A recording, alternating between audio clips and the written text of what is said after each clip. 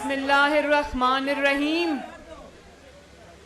बहुत मोहतरम प्यारे कायद पाकिस्तान मुस्लिम लीग नून, मुअज़्ज़ज़ कायदीन कराम, मुअज़्ज़ज़ पार्लियामेंटेरियंस, सेनेटर्स, टिकट होल्डर्स और ख़ुसूसी तौर पे ये जो माशाअल्लाह इतनी सारी ख़वातीन यहाँ पर बैठी हैं, आप सबको मेरा दिल की गहराइयों से मैं आज वेलकम करती हूँ।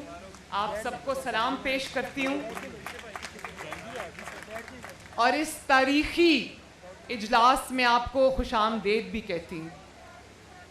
आज का इजलास सिर्फ इसलिए तारीख़ी नहीं है कि हम मियाँ मोहम्मद नवाज शरीफ की क़यादत में एक फ़ैसला कुन जिद्दोजहद में दाखिल होने जा रहे हैं।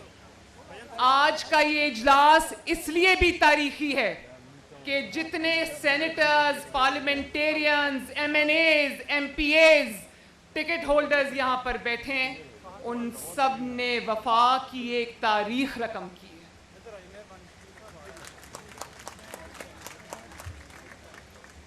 आप सब ने ना सिर्फ वफा की तारीख रकम की है, बल्कि आप सब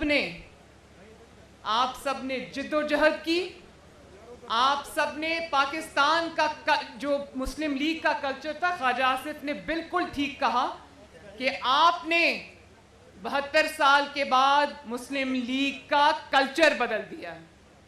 जिस तरह आप जुल्म के सामने, जबर के सामने, धौंस और धांधली के सामने आप खड़े रहे हैं, अपने कायद के साथ, अपनी जमात के साथ, कायद के मौक़िफ़ के साथ, कायद के नैरेटिव के साथ, अपनी बहन के साथ, आपकी अपनी बेटी के साथ, मैं आप सबको दिल की गहराइयों से ना सिर्फ सलाम पेश करती हूँ बल्कि सलूट करती हूँ।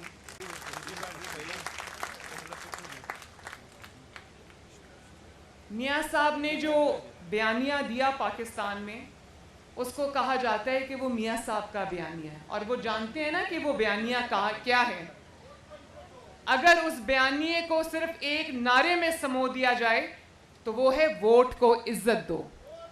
तो फिर मियाँ साहब तो असेंबली में नहीं है ना, मियाँ साहब तो ना अहल हैं, मैं भी ना अहल हूँ, तो मियाँ साहब फिर किसका मुकदमा लड़ रहे हैं?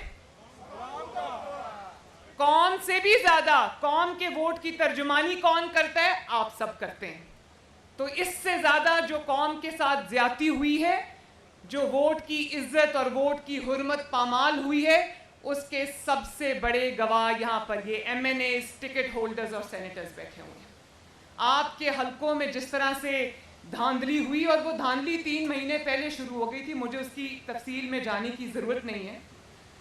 तो वो जो धांधली आप उसके ऐनी शाहिद हैं, गवाह हैं, और आप ये समझते हैं कि पाकिस्तान की हर बीमारी का इलाज इस एक नारे में, जिसको कहते हैं वोट को इज्जत दो, उसमें छुपा हुआ है। क्योंकि जब वोट को इज्जत नहीं मिलती तो फिर जो लाकर हमारे सरों पे मुसल्लत किए जाते हैं, उसमें ये नहीं देखा जाता कि उसमें लायक कौन है, उसमें कौन जो है वो मुल्क की खिदमत कर सकता है, किसके अंदर इतनी क्वालिटीज़ हैं। उसमें फिर एक ही चीज़ देखी जाती है, और वो ये देखी जाती है कि कौन कितना ताबेदार है। और जब ताबेदारों को लाया जाता है तो आज पाकिस्तान में जो महंगाई है, पाकिस्तान के अंदर जो लाकानूनियत है, पाकिस्तान के अंदर जो इंतकाम है, पाकिस्तान के अंदर जो आईनी और जो शख्सी हकूक जिनके ऊपर बिल्कुल गवर्नमेंट का कंट्रोल है, जो कि सस्पेंड हुए हैं, फिर ये होता है। और जब मियाँ साहब आपका मुकदमा उठाते हैं, आपकी जंग लड़ते हैं, पाकिस्तान के अवाम की जंग लड़ते हैं, जब वो कहते हैं कि आइन की इज्जत होनी चाहिए, जब वो कहते हैं कि कानून की इज्जत होनी चाहिए, जब वो कहते हैं कि इंतकाम नहीं एहतसाब होना चाहिए, जब वो कहते हैं कि मेरे लोगों की तर्जुमानी होनी चाहिए, वोट के जो बक्से हैं उसके अंदर जिसका वोट डाला जाए उसी के नाम निकला जाए, तो फिर उनके ऊपर गद्दारी के मुकदमे बनते हैं, उनके ऊपर गद्दारी के पर्चे कटते हैं। तो मुझे एक बात बताएं कि कैसा गद्दार है ये जिसने भारत के 5 एटमी धमाकों के मुकाबले में 6 एटमी धमाके कर दिए। कैसा गद्दार था ये, जिसने आने वाली नस्लों के लिए पाकिस्तान का जो सिक्योरिटी थी, पाकिस्तान का जो डिफेंस था, उसने उसको मजबूत कर दिया। कैसा गद्दार है ये, जिसकी गद्दारी की गवाही चागी के पहाड़ भी देते हैं।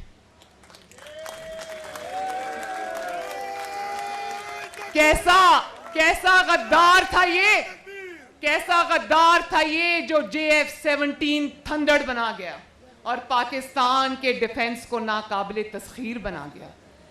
कैसा गद्दार था वो जो मोटरवे बना गया, जिस पे जरूरत पड़ने के ऊपर जंगी जहाज लैंड भी कर सकते हैं और टेक ऑफ भी कर सकते हैं।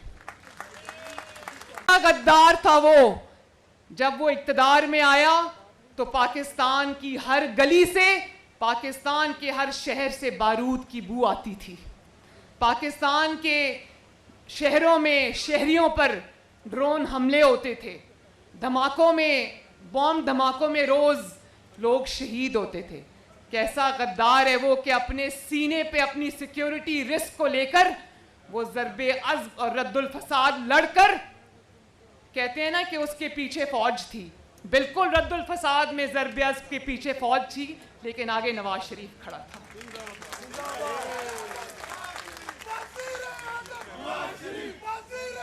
नवाज शरीफ ने ये नहीं कहा। कैसा गद्दार था जो मुल्क में खजाना कमजोर होने के बावजूद उसने फौज को, पाकिस्तान की अफवाज पाकिस्तान को ये नहीं कहा कि इतनी बड़ी बड़ी जंगें हम लड़ने जा रहे हैं, हम आपकी तनख्वाहें नहीं बढ़ा सकते, हम आपको पैसे नहीं दे सकते।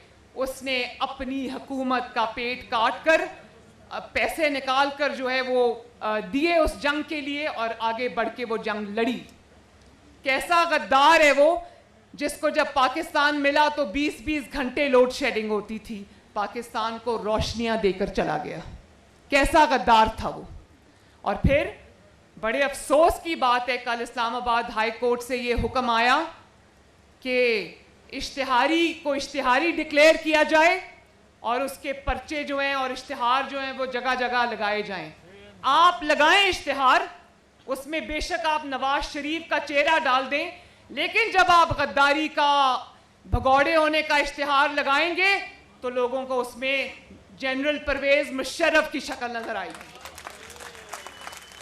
लोग उसमें नवाज शरीफ को नहीं देखेंगे, उसमें उनको जनरल परवेज मुशर्रफ की झलक नजर आएगी, जो आर्टिकल 6 का मुर्तकिब हुआ, जिसको अदालतों ने सजा दी और नतीजतन क्या हुआ कि पाकिस्तान में पहली मर्तबा उस अदालत को इस सफ़ाए हस्ती से मिटा दिया गया।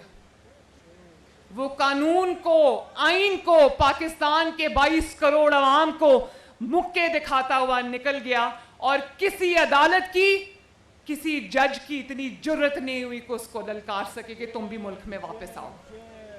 और फिर कहते हो कि हम ढोल बजाएंगे।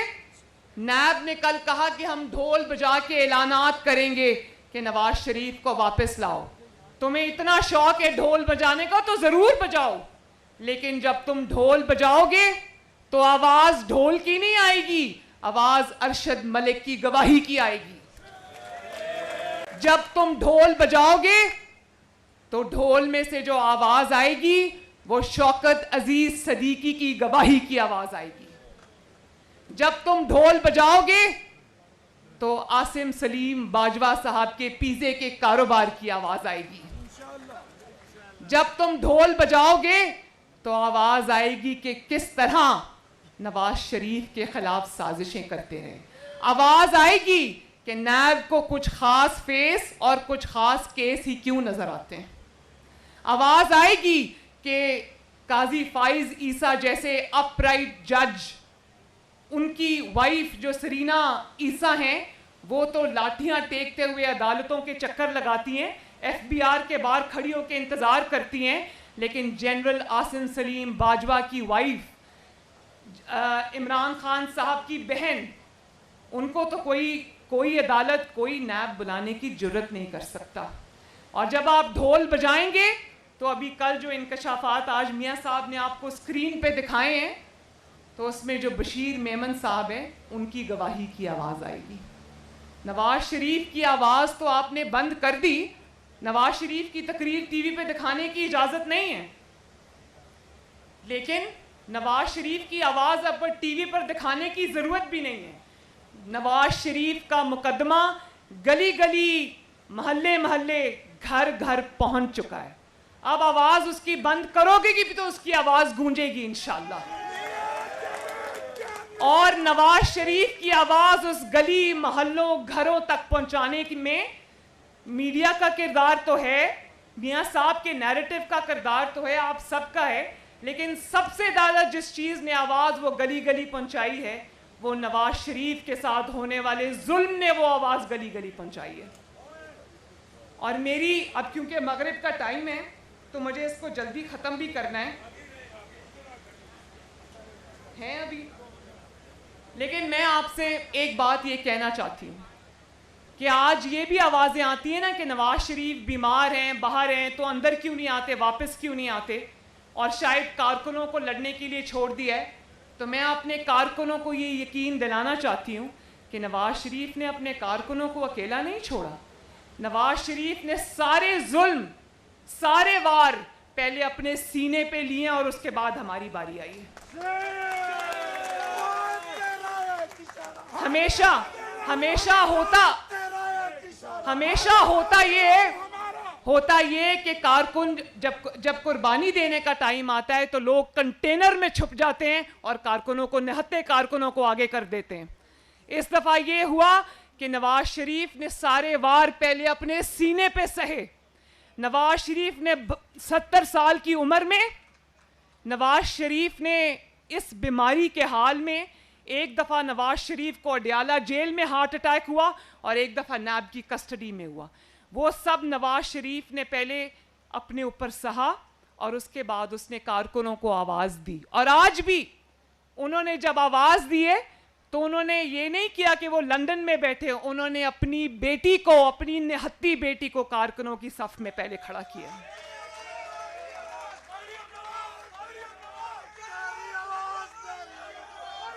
और जब कुर्बानी देने का वक्त आएगा तो आप मरियम नवाज शरीफ को सबसे पहले सफ में खड़ा देखेंगे इंशाअल्लाह ताला। नवाज शरीफ एक मशरकी वालिद हैं, वो एक मशरकी वालिद हैं, बहुत मोहब्बत करने वाले शफीक वालिद हैं और अपनी बेटी के लिए वो ओवर प्रोटेक्टिव हैं।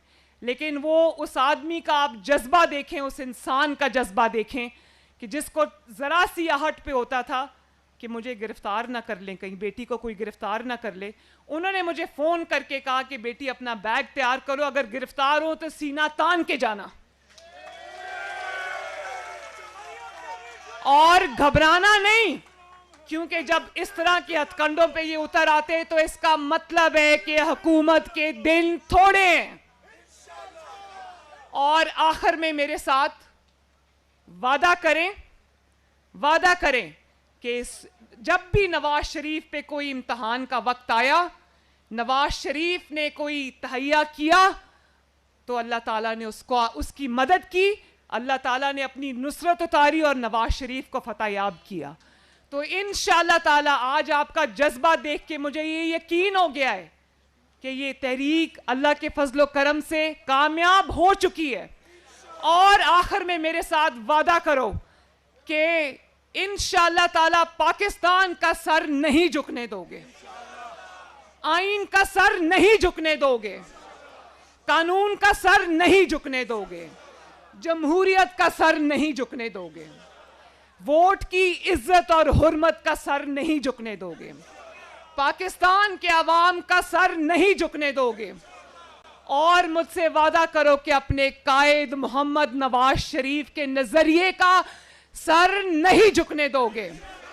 और वादा करो कि पीडीएम और ये जो अब मूवमेंट चल रही है इसके अंदर शाना बशाना अपने कायद के, अपनी बहन के, अपनी बेटी के पूरे जज्बे और तैयारी के साथ शरीक होगे इंशाअल्लाह। और जो पाकिस्तान के अवाम ने, एक मिनट बेटा, पाकिस्तान के अवाम ने जो पीडीएम से, जो नवाज शरीफ से, जो मुस्लिम लीग नून से अपनी उम्मीदें वाबस्ता कर ली हैं, उन उम्मीदों को टूटने नहीं दोगे।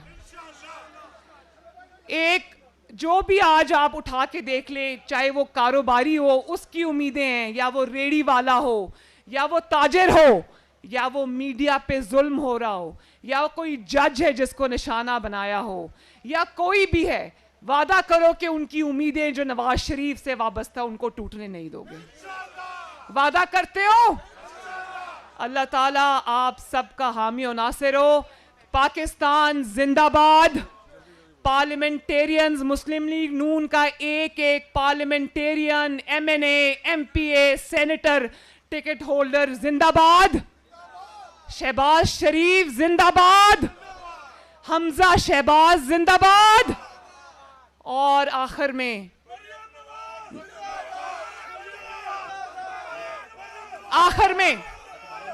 नवाज शरीफ, नवाज शरीफ, नवाज शरीफ जिंदाबाद। पाकिस्तान मुस्लिम लीग नून जिंदाबाद। बहुत बहुत बहुत शुक्रिया।